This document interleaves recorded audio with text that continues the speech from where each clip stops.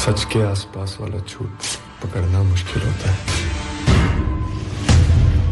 नवंबर 2019।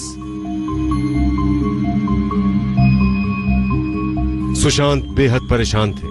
वो किसी भी तरह मुंबई छोड़कर जाना चाहते थे। यहाँ तक कि उन्होंने अपनी तीनों बहनों के साथ चंडीगढ़ जाने के लिए टिकट भी बुक कर लिया था। वहीं उनकी बहन रानी रहती थी। लेकिन सूत्रों की माने तो रिया ने दबाव बनाकर सुशांत को रोक लिया। इसके बाद दिसंबर में सुशांत का फोन नंबर बदल गया। इसके बाद सुशांत अपनी गाड़ी ड्राइव कर मुंबई से पंचकुला अपनी बहन रानी के पास चले गए। सुशांत अपनी बहन के साथ 20 से 24 जनवरी 2020 तक रहे। उन्होंने गाड़ी से सफर किया क्योंकि गलत दवाइयां लेने की वजह से उन्हें घुटन महसूस हो रही थी और वो हवाई सफर नहीं करना चाहते थे। पंचकुला के कुछ वीडियो भी अब सोशल मीडिया पर वायरल है। कर पंचकुला जाने के बारे में उनके दोस्त सिद्धार्थ पिठानी ने रिया को बताया। रिया ने सुशांत को उन 3 से 4 दिनों में 25 बार कॉल की और उन्हें वापस आने पर मजबूर कर दिया।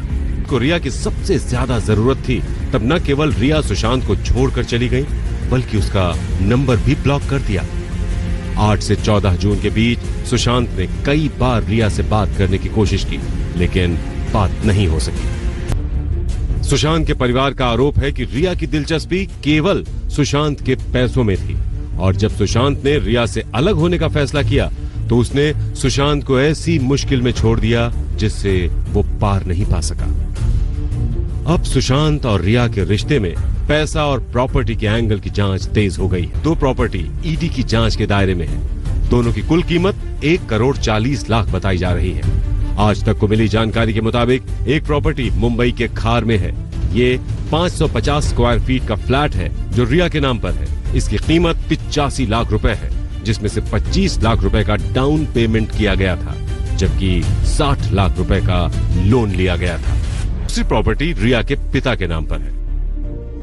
1130 स्क्वायर फीट का फ्लैट है। इसे 2012 में 60 लाख रुपए में खरीदा गया था, जिसका पोजीशन 2016 में मिला था। ईडी ने दोनों ही प्रॉपर्टी के दस्तावेज मांगे हैं ताकि ये समझा जा सके कि इनकी कीमत किसने चुकाई। अगर रिया ने पैसे दिए तो वो पैसे के पास कहां से आए? कल रिया को ईडी के सामने पेश होने ऐसे कई सवालों के जवाब देने होंगे। इस बीच इस केस में ईडी एक और संदिग्ध सैमुअल मिरांडा से भी पूछताछ कर रही है। बुधवार को उससे पूछताछ हुई जो गुरुवार को भी जारी रही। शामिल, कल आपकी स्टेटमेंट में क्या पूछा, थोड़ा सा अगर बता सकें आप तो? सुशांत की डेथ को लेके बहुत सारी बातें कही जा रही है, आप अगर कुछ क्लेरिफाई करना चाहें तो? ऐसा भी कहा रहा है कि आप रिया के साथ मिलकर काम कर रहे थे, आपको रिया ने अपॉइंट किया।